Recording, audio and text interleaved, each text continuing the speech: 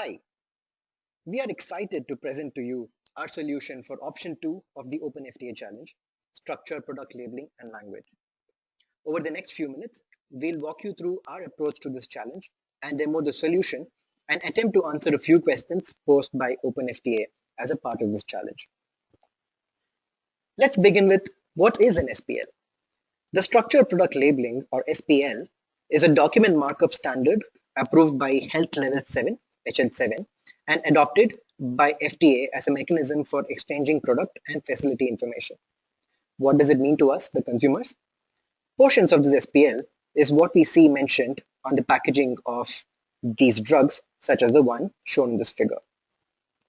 Interestingly enough, the warning information mentioned for the same drug and dosage could vary between different manufacturers. Let's look at the example of lisinopril as illustrated here from two different pharmaceuticals. And now multiply these differences between hundreds of thousands of drugs across hundreds of different manufacturers. It's impossible to keep track of these subtle differences, and monitor compliance of manufacturers with FDA mandated SPLs becomes a daunting task. This is one of the reasons why we see this challenge as being extremely important. We proceeded about this challenge in the three-step approach suggested by OpenFDA in their website. We started with level 1, where we visualized the contents of the black box warnings in a word cloud. This helped us explore the strength of tone used and variability across warnings. In the next step, we built a model to score and categorize the warnings section of SPLs into mild, moderate, or severe.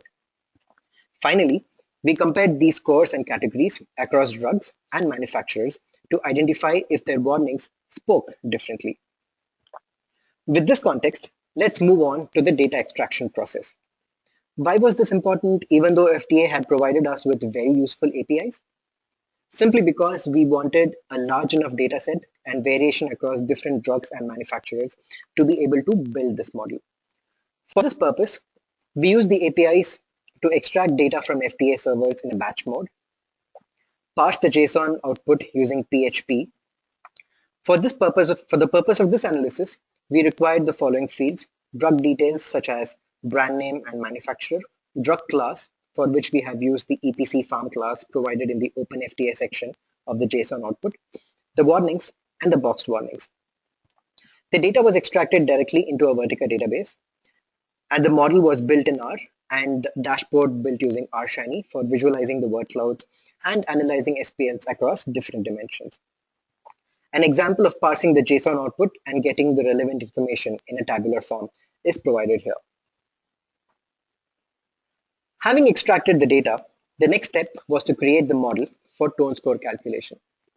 We defined tone score as a function of three key features: the number of diseases and reactions, the number of keywords, and the strength associated with each of the keywords.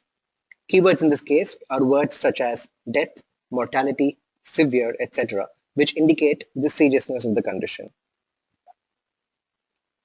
A survey of the available literature pointed us to the specialist lexicon, a publicly available collection of biomedical terms, which we have used for identifying diseases and side effects from the SPL warnings. CentiWordNet is another freely available lexical source, which is predominantly used for opinion mining and social media. By enhancing the list of keywords and tweaking the scores associated with some of the keywords, we were able to use this source for identifying and scoring relevant keywords. To put it all in context, let's take a sample SPL warning and see how it is processed. Say we have a warning that says excessive potassium intake may cause hyperkalemia in patients.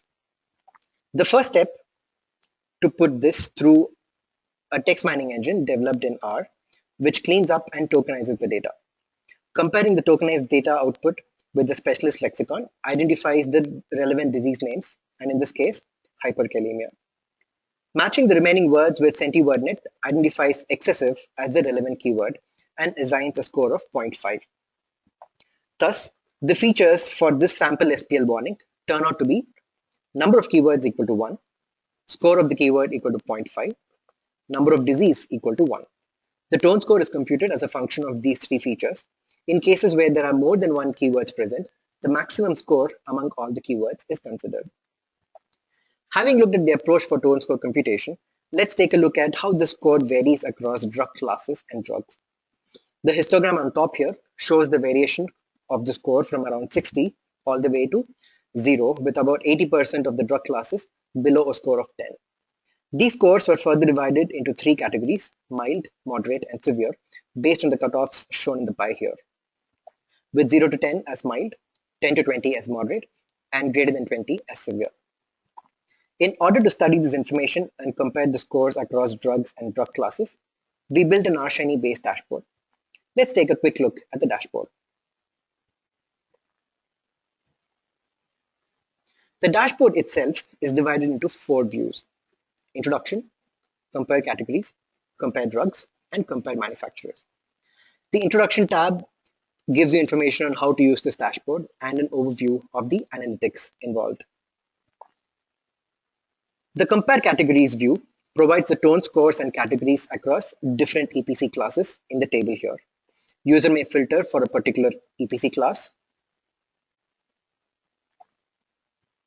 or sort the scores and categories like such and look at the relevant information.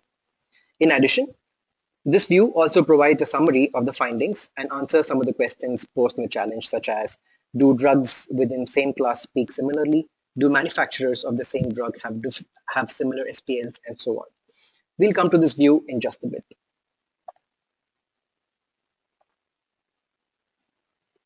The compared drugs view, the user may select any 2 drugs within a selected drug class. This brings up the relevant features, the tone score, and the word cloud pertaining to the drug. In addition, it also gives the black box warning, or the SPL, that is being used for creating these word clouds and the tone scores.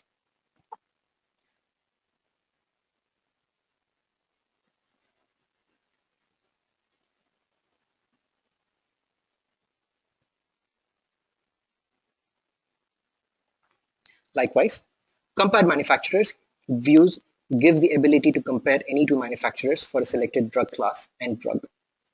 This provides the ability to drill down and study the variation of tone scores across drugs within the same class and manufacturers of a drug. Let's now take a look at some of the insights that were generated as a part of this dashboard.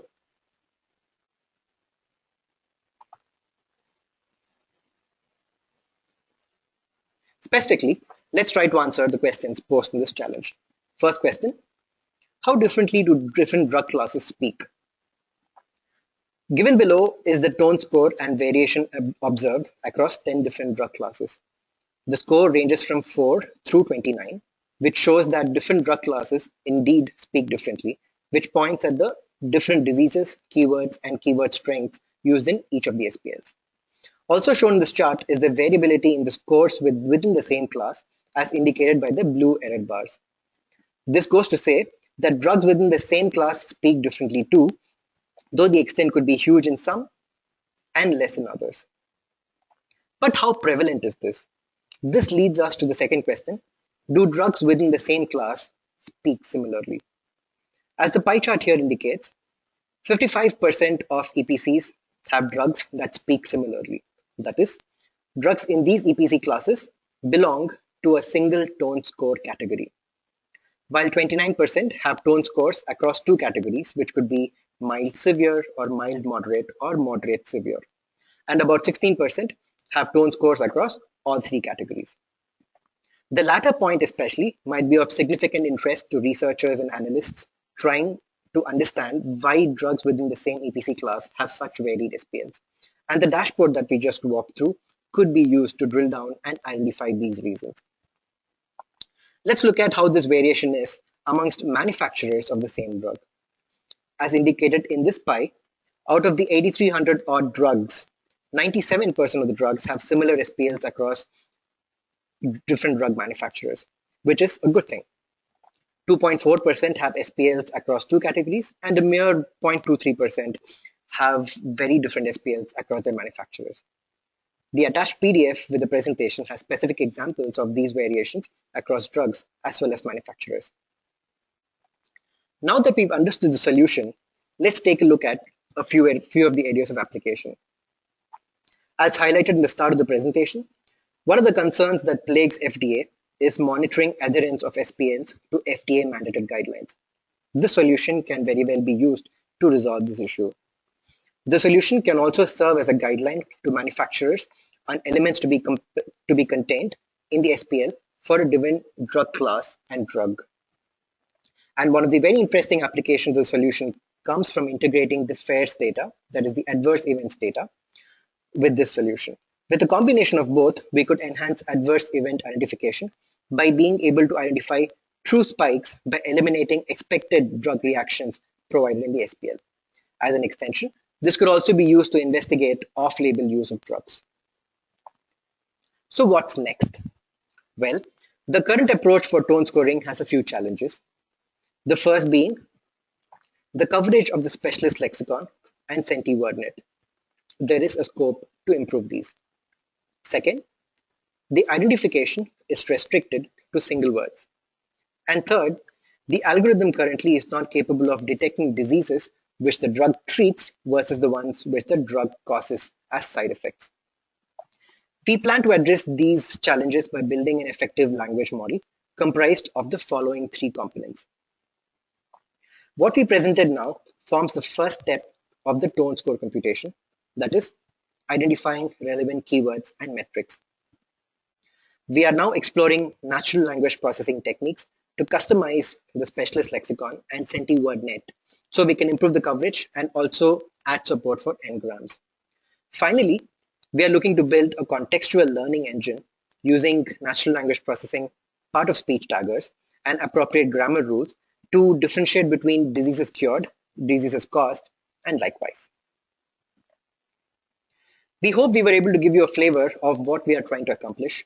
We are excited to see how this solution will shape up as we work on the next steps. Feel free to share your comments and suggestions in the Reddit forums. Thank you very much for your time.